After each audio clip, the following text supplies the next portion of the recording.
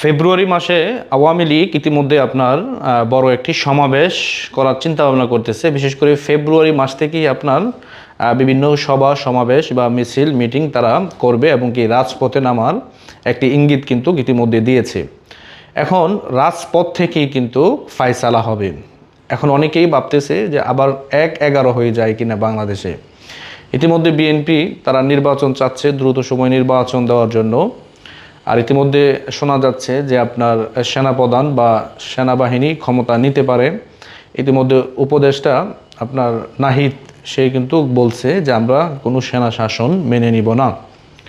সকল কিছু যদি আমরা পর্যবেক্ষণ বা পর্যালোচনা করি তাহলে এখান থেকে কিন্তু কিছু বিষয় স্পষ্ট হয়ে যায় যে আপনারা 111 বা ১১ কথা আপনারা জানেন যে ওই সময়টাতে বাংলাদেশে কি হয়েছিল।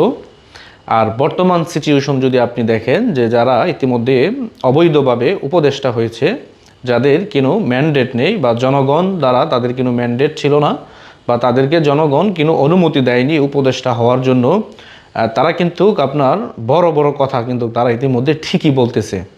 তার মানে তারা বুঝাতে চাইতেছে যে শেখ হাসিনা যখন ক্ষমতায় ছিল নির্বাচন ছাড়াই ছিল, এখন তারাও কিন্তু নির্বাচন ছাড়াই মানে এই চেয়ার থেকে তারা নামতে চায় না। মানে তারাও চাইতেছে যে নির্বাচন এখন না হোক, শুধু সংস্কার হোক। সংস্কার হলে এদেশের মানুষের উন্নয়ন হবে, ভাগ্য উন্নয়ন হবে। আসলে দিন শেষে প্রকৃত অর্থে এটা দেশের জনগণের কল্যাণ বয়ে আনবে না। মূলত তাদের যে পকেট বাড়ি করার যে দান্দা এবং কি তারা দেশ থেকে বাহিরে টাকা পাচার করবে।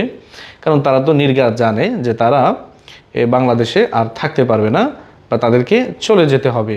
এবং কি যারা আপনার পূর্বে এরকমটা করেছিল এই বাংলাদেশে, তাদের কিন্তু সিচুয়েশন এমনটাই হয়েছে। দিন শেষে কি হয়, মানে এই আওয়ামী লীগ আর বিএনপি যাই বলেন না কেন, এদেশের মানুষ যতই তাদের উপর রাগ ক্ষোভ অভিমান থাকুক, দিন শেষে আবার গিয়ে দেখবেন তাদেরকেই আবার আলিঙ্গন করে এবং কি তাদেরকেই ভোট দেয় এবং তাদেরকেই ক্ষমতায় আনে এই বাঙালি জাতির। কারণ এই বাঙালি জাতির ইয়ার সাথে কিন্তু মিশে আছে, ঐতিহ্যের সাথে মিশে আছে আওয়ামী লীগ আর বিএনপি। এটি আপনি কখনো বাদ দিতে পারবেন না। আর আপনার আওয়ামী লীগ এদেশের স্বাধীনতা সংগ্রামের নেতৃত্ব দানকারী একটি সংগঠন। এই সংগঠনকে বাদ দিয়ে যদি আপনি বাংলাদেশ কল্পনা করেন তা আপনি বুকার স্বর্গে বসবাস করতেছেন।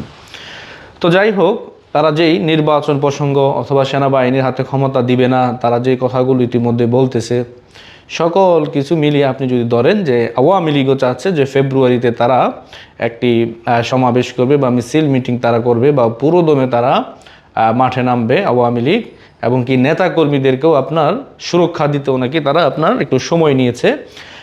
এই বিষয়টা কিন্তু ইতিমধ্যে বলেছে আপনার সিলেটের 2 আসনের একজন এমপি, আওয়ামী লীগের কেন্দ্রীয় কমিটির একজন লোক আপনার নাদেল, উনি কিন্তু এই কথাটি বলছেন।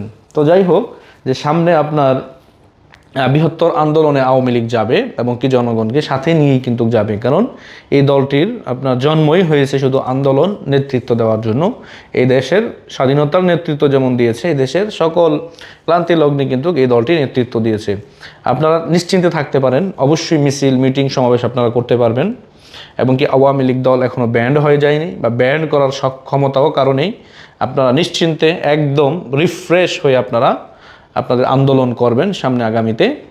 এবং কি দাবি আদায়ের জন্য অবশ্যই এদেশের জনগণ আওয়ামী লীগের সাথে সম্পৃক্ত থাকবে বলে আমি মনে করি।